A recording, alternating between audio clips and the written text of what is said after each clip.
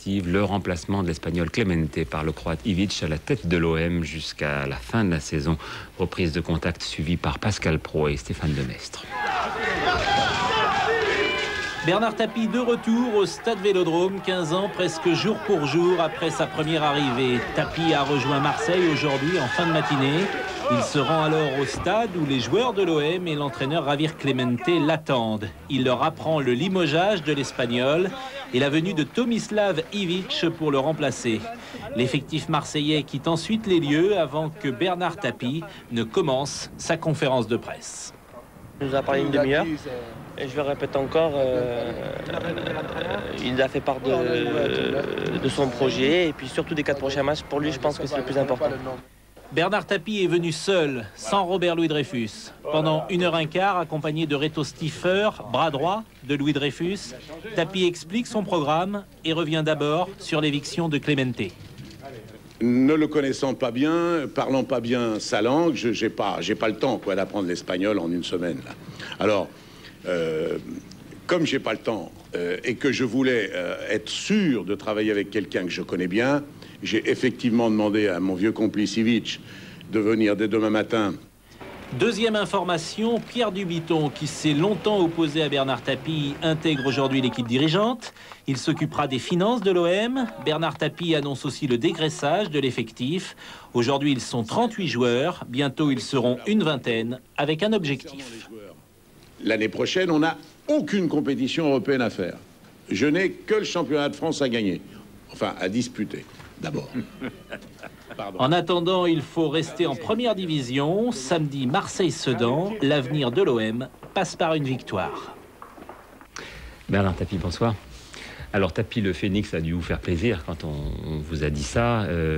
Il se trouve quand même que ça n'a pas eu d'effet galvanisateur sur les joueurs puisqu'ils ont perdu leur premier match samedi à Rennes. C'est parce que vous n'étiez pas sur le banc de touche. Quand on annonce que je viens, ils ne gagnent pas encore. J'ai un pouvoir limité. Hein. Mais quand vous serez sur le banc de touche à Marseille, ça ne marchera pas. Ça suffira pas forcément. Non plus. Je crois qu'il faut comprendre que les joueurs sont sur le terrain, donnent le maximum d'eux-mêmes et que si on ne leur donne pas, à la fois par des schémas tactiques un peu élaborés, si on ne leur donne pas une préparation spécifique et surtout si on ne les débarrasse pas de toute la charge énorme qui pèse actuellement sur leurs épaules, qui fait qu'au lieu de faire un match de football, on a l'impression qu'on leur demande de jouer leur vie. Le football, c'est pas le vie ou la mort. On peut encore se permettre de perdre sans qu'il y ait de catastrophe. Sauf que là, pour beaucoup d'entre eux, ça va peut-être être la vie ou la mort. Mais c'est ça qui sont regardés par vous désormais. Vous avez annoncé que vous allez dégraisser. Mais on ne dégraisse pas les joueurs en fonction du résultat de dimanche ou de samedi. Je crois que c'est un travail qui demande un peu plus de réflexion et de recul. Le fait est qu'on est dans une perspective soit d'enfer parce qu'on va descendre en deuxième division. C'est encore possible que sur les 4 prochains matchs, vous descendiez. Il faut qu'on marque au moins 5 points pour être sûr. Et il y a 2 matchs à l'extérieur, dont un avec un concurrent direct. Non, c'est vrai que la situation n'est pas bonne, que les 2 derniers matchs nous ont indiqué que l'équipe n'était pas au point, que les joueurs étaient fatigués.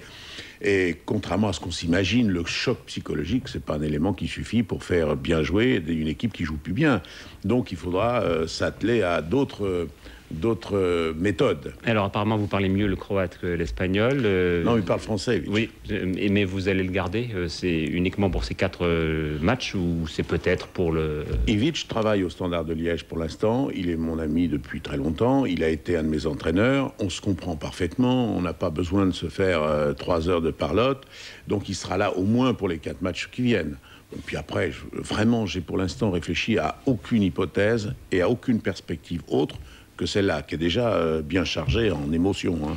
Pour l'instant, un effectif pléthorique, il y a quand même 38 joueurs. Vous voulez le ramener à 20. Oui, donc il n'y a pas de compétition européenne l'année prochaine. 22. Et là, vous avez quand même l'idée de l'ossature de l'équipe déjà. Vraiment pas. Non, aucune. Y compris parmi ceux que vous voyez. Ah oui, non, aucune. Vous savez pourquoi? Parce que les joueurs, je les connais qu'au travers des résultats qu'ils ont eus dans un autre cadre, dans un autre environnement, avec d'autres personnes. Or, un joueur de football peut parfaitement donner des résultats très opposés selon l'endroit où il se trouve et selon les gens avec qui il travaille.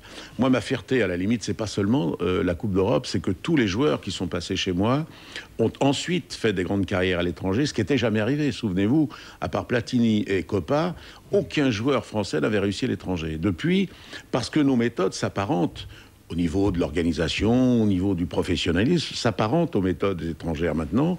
Et certains étaient très mauvais ailleurs, ou en tout cas quelconques. J'ai eu le contraire.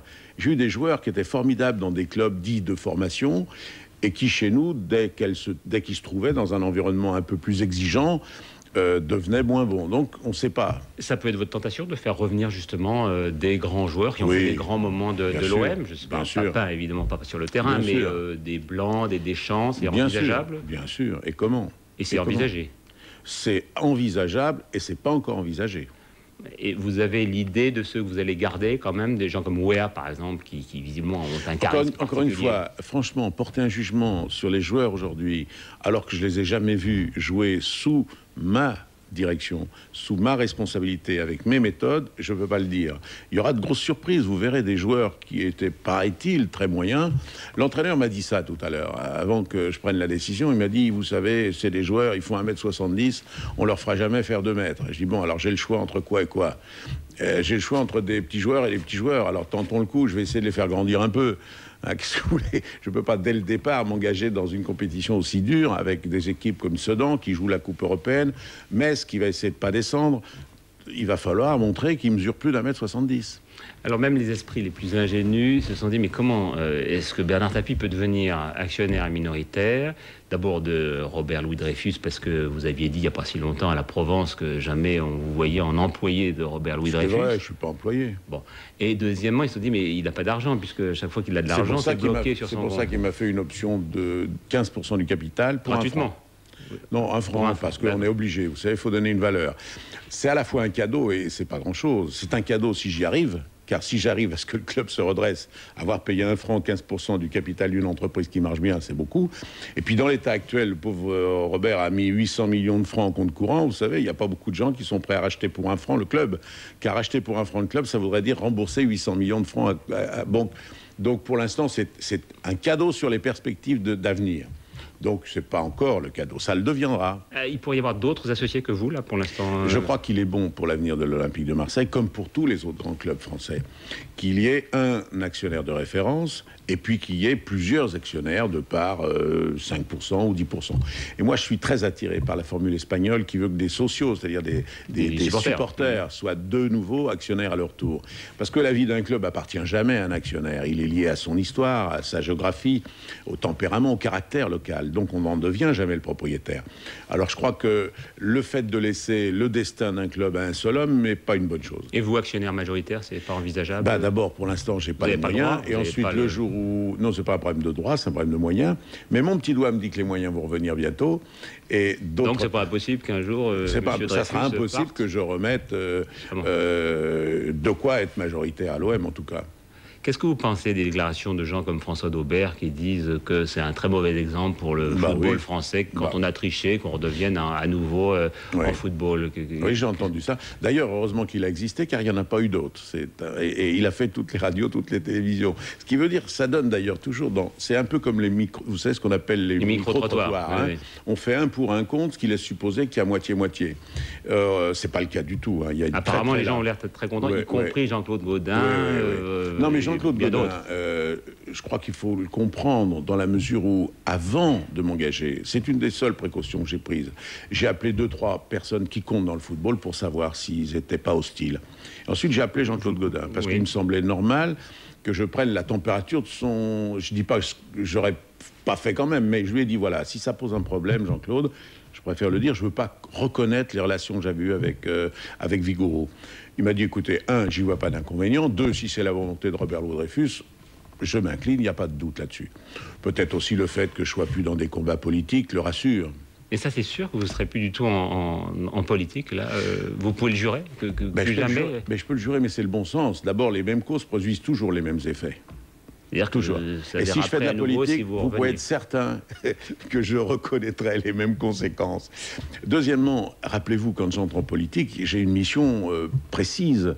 C'est le Front National est pratiquement certain de faire des députés dans Marseille. Ça, c'est François Mitterrand qui vous le demande. Oui, et le fait est qu'ils ne sont pas passés loin. C'est 48,5% que M. Le Pen fait à Marseille, intramuros, au 2e tour.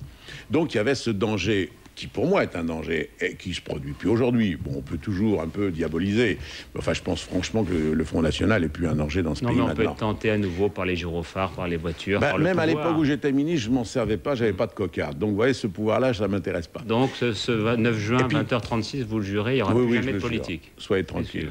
Alors peut-être qu'un jour vous ressortirez pour dire, vous voyez, je veux dire, mais on est en 2001, oui. Et je vous le dis. Donc dans 6 ans, vous ne serez pas candidat à la mairie de Marseille, par exemple. Non. Ah non, sûr que non. En plus, ça allait plutôt. Vous savez, maintenant, il y avait une situation politique de grande détresse à Marseille à l'époque.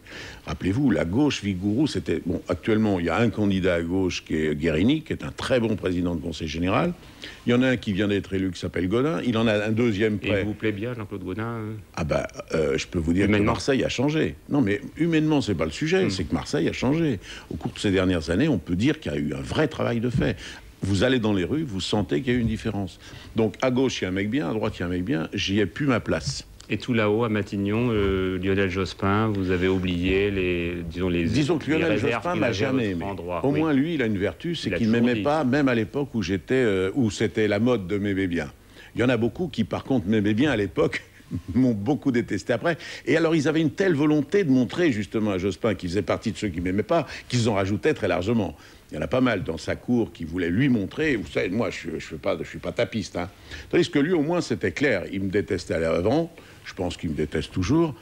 Mais c'est... Bon, je sais pas pourquoi, d'ailleurs. Mais enfin, en tout cas, c'est linéaire. Voilà. Donc, le football d'abord. Que le football. Match après match. Que le football.